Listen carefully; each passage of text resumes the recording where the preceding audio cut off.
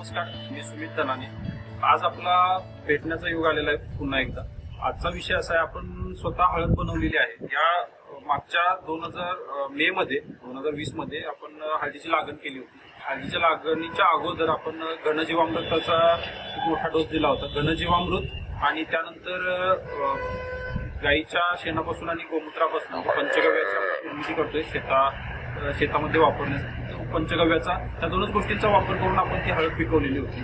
त्यानंतर हळद काढणीनंतर आपण गोशाळेत आणली. गोशाळेमध्ये त्याचे ढीग केले आणि ढीग केल्यानंतर थोडे दिवस आपण त्याला सोकू दिलं.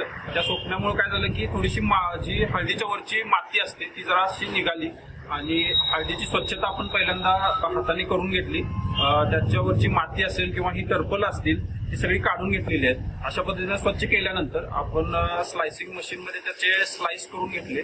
स्लाइस केल्यानंतर त्याला उन्हामध्ये वाळवलं. उन्हामध्ये वाळवल्यानंतर 3 दिवसामध्ये ती उन्हामध्ये वाळली, एकदम कडकडीत वाळली 3 दिवसामध्ये. आणि त्याच्यानंतर त्याला एअरटाईट बॅग मध्ये साठवणूक केलेली आहे त्याची हळदीची. लहानसा पल्वरायझर आहे आपल्याकडे. त्या पल्वरायझर मध्ये आपण ती हळदपूड तयार करतो सध्या. आता तुम्ही बघत असाल की हळद नॉर्मली आपल्याला शिजवली जाते. शिजवल्यानंतर ती वाळवली जाते. ह्यामध्ये कसं होतं, शिजवण्यामध्ये न्यूट्रिशनल लॉसेस होतात. त्यानंतर जी हळद वाळवायची प्रोसेस आहे, हा शिजवल्यानंतर जवळपास महिना ते 1.5 महिना आपल्याला ती हळद पुन्हा वाळवावी लागते.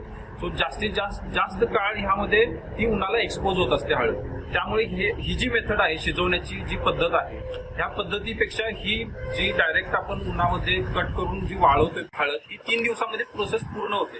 सो ज्या न्यूट्रिशनल लॉसेस आहेत हळदीच्या प्रोसेसमध्ये ह्या मिनिमल आहेत आणि कमीत कमी ह्यामध्ये लॉस होतात.